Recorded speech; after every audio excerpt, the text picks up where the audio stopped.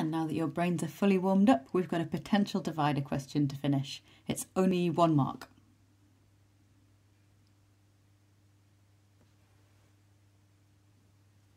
Right then, so here we've got a thermistor, and it tells us it's a negative temperature coefficient thermistor. That means this is the graph. So as the temperature goes up, the resistance comes down.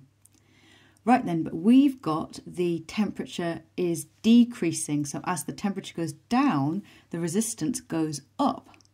So the resistance of the thermistor is going up.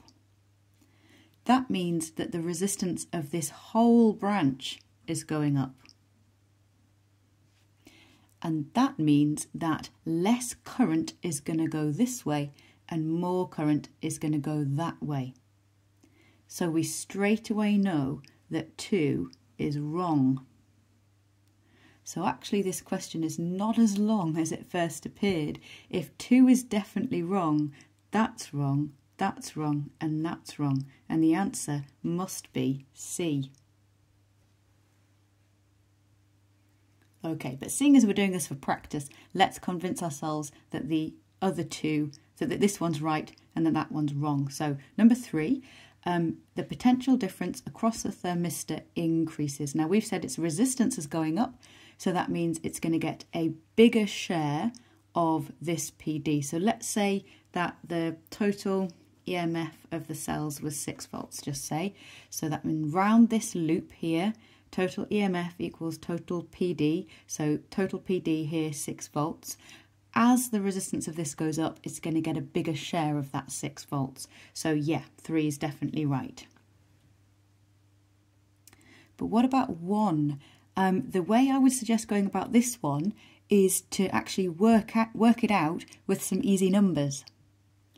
So simplifying our circuit a little bit, we've got, here's the first branch and here's the second branch. And we want to know if we increase the resistance of this branch, we want to know what happens to the current there, the total current in the circuit. All right, so we're resistors in parallel again, so but just 2 resistors, so that's our formula. Now we need to add these together, so we have to put them over a common denominator, I think. It's a long time since I did GCSE math. Common denominator. And then, so how did we do that? So if I multiply R1 by R2, the bottom by R2, then I have to multiply the top by R2. And here, if I multiply the bottom by R1, I have to also multiply the top by R1. And that's so that I don't actually change the number. Okay, and so now we can flip it and we get that. Okay, we're going to choose really easy numbers. So we're going to say for R1 and R2, let's just say they're 1 ohm each. So then we've got 1 times 1 is 1, 1 plus 1 is 2. Okay, now we're going to increase the resistance of the first one. So let's say R1 going up to 2 ohms, R2 stays at 1. So now we've got 2 times 1 is 2, 2 plus 1 is 3. So we can see that the total resistance has gone up. 2/3 is bigger than a half. So the total resistance has gone up. The total resistance of this combination, so the total resistance of the circuit has gone up. And that means that the total current is going to go down. And if we look back at our answers, we can now confirm that this is definitely wrong. The current at X needs to go down. Okay, we're starting SUVAT tomorrow.